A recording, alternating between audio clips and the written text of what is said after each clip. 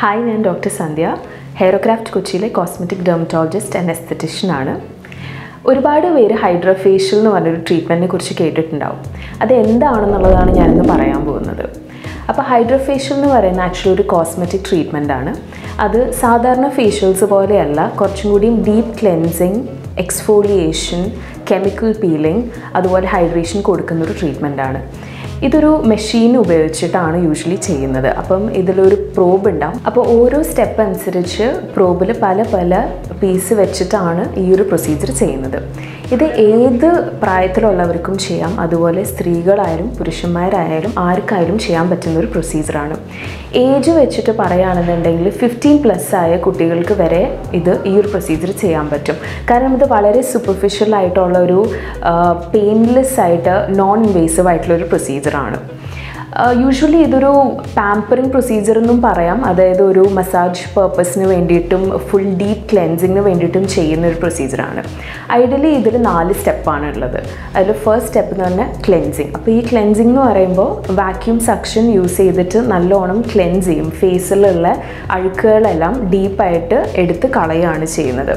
രണ്ടാമത്തെ സ്റ്റെപ്പ് എന്ന് പറഞ്ഞാൽ എക്സ്ഫോളിയേഷൻ. എക്സ്ഫോളിയേഷനിൽ കെമിക്കൽ പീൽസും ചെയ്യുന്നുണ്ട്. അപ്പോൾ കെമിക്കൽ പീൽ എന്ന് പറഞ്ഞാൽ ഒരു സൊല്യൂഷൻ ഫേസിൽ വളരെ മൈൽഡായിട്ട് തേച്ച് അത് മെല്ലെ മെല്ലെ സക്ക് ചെയ്ത് എടുക്കുന്നതാണ് കെമിക്കൽ പീൽ എന്ന് പറയുന്നത്. അപ്പോൾ ഇത് വെച്ചിട്ട് നമ്മുടെ സ്കിന്നിലുള്ള സൂപ്പർഫിഷ്യൽ ഡെഡ് സെൽസ് എല്ലാം റിമൂവ് ചെയ്യാനും കുറച്ചും കൂടി ന്യൂവർ ആൻഡ് നീറ്റർ സ്കിന്ന് വരാനായിട്ടും ഹെൽപ്ഫുള്ളാണ്. ഇതിന് കൂടെ തന്നെ എക്സ്ഫോളിയേഷനും ചെയ്യും. എക്സ്ഫോളിയേഷൻ വളരെ മൈൽഡായിട്ടേ ചെയ്യുള്ളൂ. എക്സ്ഫോളിയേഷൻ ചെയ്ത് കഴിയുമ്പോൾ ഇതേപോലെ തന്നെ നമ്മുടെ സൂപ്പർഫിഷ്യൽ ഡെഡ് സെൽസ് എല്ലാം മാറി കുറച്ചും കൂടി ക്ലീൻ ആയിട്ടുള്ള നീറ്റായിട്ടുള്ള ഫ്രഷ് സ്കിന്ന് കിട്ടുകയാണ് ചെയ്യുന്നത്. നെക്സ്റ്റ് സ്റ്റെപ്പ് എന്ന് പറയുന്നത് എക്സ്ട്രാക്ഷനാണ്. എക്സ്ട്രാക്ഷനിൽ സാധാരണ വാക്യൂം പവർഡ് സക്ഷൻ യൂസ് ചെയ്ത് ചെറിയ ചെറിയ പോസ്, ഇപ്പോൾ ബ്ലാക്ക് ഹെഡ്സ് ആയാലും വൈറ്റ് ഹെഡ്സ് ആയാലും പാപ്യൂൾസ് എന്ന് പറയും, അതായത് ആക്നെ പിമ്പിൾസ് വരുന്നതിന് ജസ്റ്റ് മുന്നേ ഉള്ള സ്റ്റേജ്, ചെറിയ ചെറിയ കുരുക്കൾ പോലെ വരുന്ന സ്റ്റേജിലൊക്കെ നല്ലോണം അഴുക്ക് വലിച്ചെടുക്കാൻ എക്സ്ട്രാക്ഷൻ എന്ന് പറയുന്ന ഒരു പ്രോസസ്സ് വഴി അഴുക്ക് വലിച്ചെടുക്കുകയാണ് ചെയ്യുന്നത്. ലാസ്റ്റ് സ്റ്റെപ്പ് എന്ന് പറയുന്നതാണ് ഹൈഡ്രേഷൻ. ഹൈഡ്രേഷനിൽ സാധാരണ ബൂസ്റ്റേഴ്സ് എന്ന് പറഞ്ഞാൽ ഹൈഡ്രേറ്റിംഗ് സിറംസ്, അങ്ങനെയുള്ള സിറംസ് നമ്മുടെ സ്കിന്നിലേക്ക് ഇൻഫ്യൂസ് ചെയ്തിട്ട് കുറച്ചും കൂടിയും skin plumpy and beautiful and hydrated ആയിട്ട് വെക്കാനായിട്ട് ഭയങ്കര ഹെൽപ്ഫുൾ ആയിട്ടുള്ളൊരു പ്രൊസീജിയറാണ്.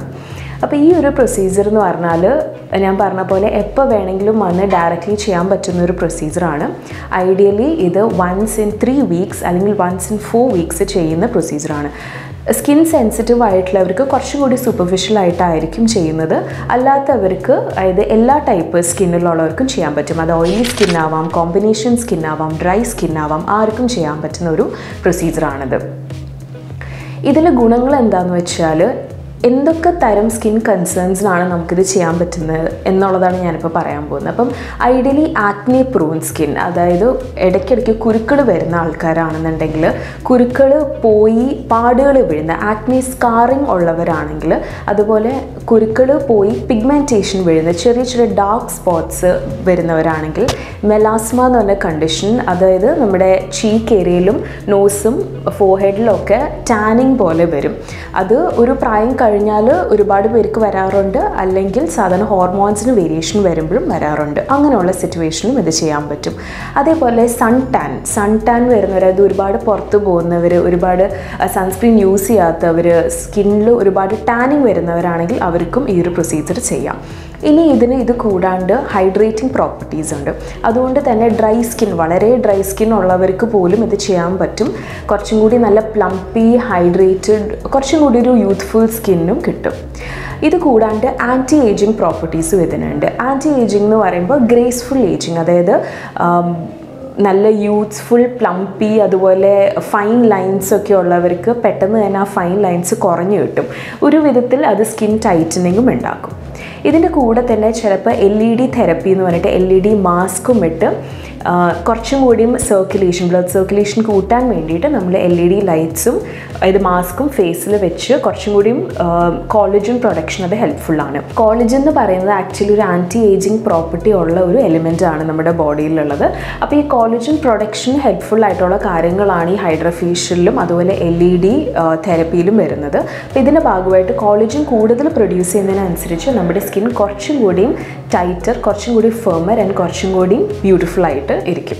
ഹൈഡ്രോഫേഷ്യൽസിൻ്റെ വേറൊരു ഗുണം എന്താണെന്ന് വെച്ചാൽ നമുക്ക് എന്തെങ്കിലും പാർട്ടീസോ ഫങ്ഷൻസോ ഒക്കെ ഉണ്ടെങ്കിൽ നമുക്ക് 1-2 ദിവസം മുന്നേ ഇത് ചെയ്ത് കഴിഞ്ഞാൽ ഇതിന് ഇൻസ്റ്റൻ്റ് ആയിട്ടുള്ള ഗ്ലോയും ഇൻസ്റ്റൻ്റ് ആയിട്ടുള്ള ബെനിഫിറ്റ്സും കിട്ടും.